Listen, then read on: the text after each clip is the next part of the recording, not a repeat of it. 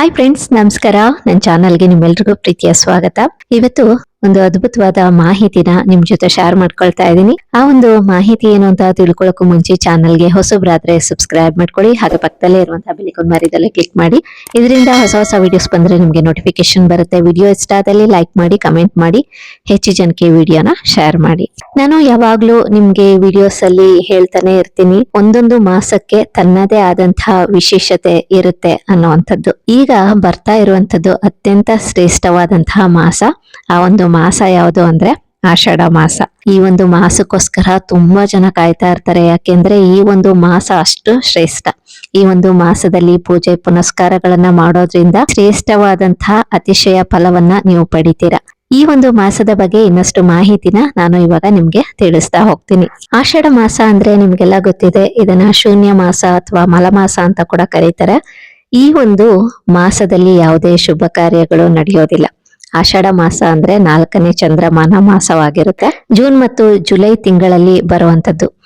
ಈ ಒಂದು ತಿಂಗಳಲ್ಲಿ ಮಳೆಗಾಲದ ಆರಂಭ ಸೂಚಿಸುತ್ತೆ. ಈ ಮಾಸದಲ್ಲಿ ಏನಾದ್ರೂ ಶುಭ ಕಾರ್ಯ ಮಾಡ್ಬೇಕು ಅಂತ ಅಂದ್ರೆ ತುಂಬಾ ಅಡ್ಡಿ ಉಂಟಾಗುತ್ತೆ. ಶುಭ ಕಾರ್ಯಗಳನ್ನ ಮಾಡಲು ಸಾಧ್ಯವಾಗೋದಿಲ್ಲ. ಯಾಕೆಂದ್ರೆ ಆಷಾಢದ ಗಾಳಿ ಅಂತ ನೀವೇ ಕೇಳಿರ್ತೀರಲ್ವಾ, ವಿಪರೀತ ಗಾಳಿ ಇರುತ್ತೆ, ಮಳೆ ಇರುತ್ತೆ.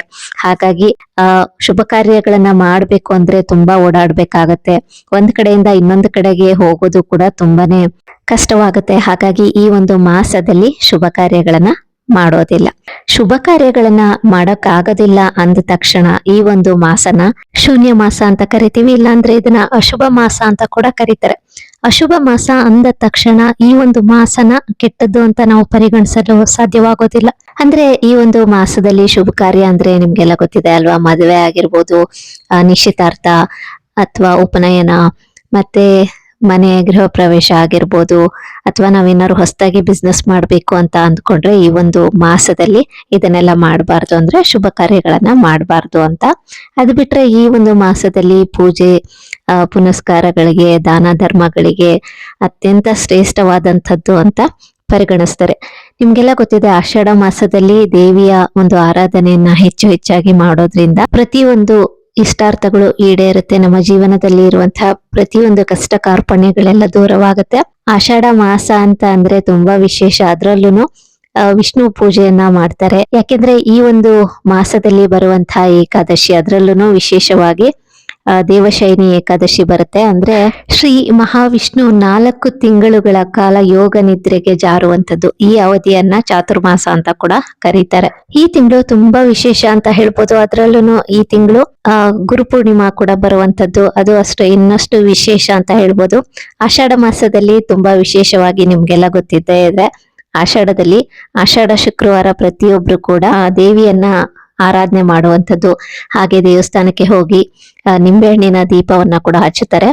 ಈ ಒಂದು ಮಾಸದಲ್ಲಿ ಹೆಚ್ಚು ಹೆಚ್ಚಾಗಿ ನಾವು ದೇವಿಯನ್ನ ಆರಾಧನೆ ಮಾಡೋದು ತುಂಬಾನೇ ಒಳ್ಳೇದು.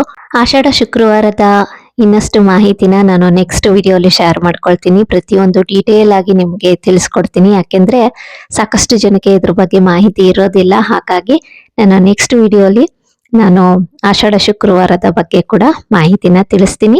ವಿಡಿಯೋನ ಮಿಸ್ ಮಾಡ್ದಲೆ ನೋಡಿ. ಬಹಳ ದಿನಗಳಿಂದ ನೀವು ಏನೋ ಅಂದ್ಕೊಂಡಿರ್ತೀರಾ, ಆ ಒಂದು ಕೋರಿಕೆ ನೆರವೇರ್ತಾ ಇರೋದಿಲ್ಲ. ನೀವು ಸಾಕಷ್ಟು ಪೂಜೆಗಳನ್ನೆಲ್ಲ ಮಾಡ್ತಾ ಇರ್ತೀರಾ, ವ್ರತಗಳನ್ನ ಮಾಡ್ತಾ ಇರ್ತೀರಾ, ಆದ್ರೂ ನೀವು ಅಂದುಕೊಂಡಿದ್ದು ಆಗ್ತಾ ಇರೋದಿಲ್ಲ. ಈ ಒಂದು ಮಾಸದಲ್ಲಿ ನೀವು ಭಕ್ತಿಯಿಂದ ಪೂಜೆಯನ್ನ ಮಾಡೋದ್ರಿಂದ ನಿಮ್ಮ ಅಪೇಕ್ಷೆಗಳೆಲ್ಲ ಈಡೇರುತ್ತೆ. ಅದರಲ್ಲೂ ಆಷಾಢ ಶುಕ್ರವಾರ ತುಂಬಾನೇ ಶ್ರೇಷ್ಠ. ನೀವು ಭಕ್ತಿಯಿಂದ ಶಕ್ತಿ ದೇವತೆಗಳಿಗೆ ನೀವು ದೀಪವನ್ನ ಬೆಳಗೋದ್ರಿಂದ ತುಂಬಾನೇ ಒಳ್ಳೇದಾಗತ್ತೆ. ಹಾಗೆ ಮಹಾವಿಷ್ಣುವಿನ ಆರಾಧನೆಯಿಂದ ಕೂಡ ನಿಮ್ಮ ಪ್ರತಿ ಒಂದು ಅಪೇಕ್ಷೆಗಳು ಈಡೇರುತ್ತೆ. ಈ ಒಂದು ಆಷಾಢ ಮಾಸ ಯಾವಾಗ ಆರಂಭವಾಗುತ್ತೆ, ಯಾವಾಗ ಮುಕ್ತಾಯವಾಗುತ್ತೆ ಅನ್ನುವಂಥದ್ದನ್ನ ಕೂಡ ನಾನು ಇವಾಗ ನಿಮ್ಗೆ ತಿಳಿಸ್ತೀನಿ. ಜುಲೈ 15ರಿಂದ ಆಷಾಢ ಮಾಸ ಪ್ರಾರಂಭವಾಗುತ್ತೆ.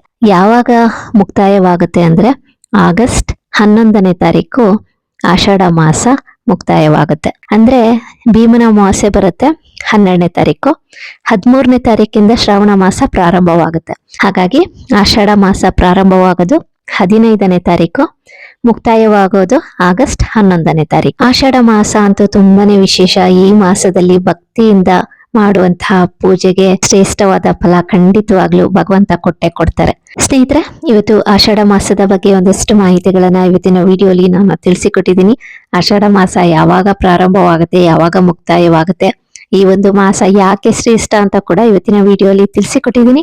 ಈ ವಿಡಿಯೋ ಕೂಡ ನಿಮ್ಗೆ ಇಷ್ಟ ಆಗಿದೆ ಅಂತ ಭಾವಿಸ್ತೀನಿ. ಇನ್ನಷ್ಟು ಒಳ್ಳೊಳ್ಳೆ ವಿಡಿಯೋಸ್ಗಳಿಗಾಗಿ ಚಾನೆಲ್ ನ ಸಬ್ಸ್ಕ್ರೈಬ್ ಮಾಡಿ. ಇವತ್ತಿನ ವಿಡಿಯೋ ಇಷ್ಟ ಆದಲ್ಲಿ ಲೈಕ್ ಮಾಡಿ, ಕಮೆಂಟ್ ಮಾಡಿ, ಹೆಚ್ಚು ಜನಕ್ಕೆ ವಿಡಿಯೋನ ಶೇರ್ ಮಾಡಿ. Thank you for watching.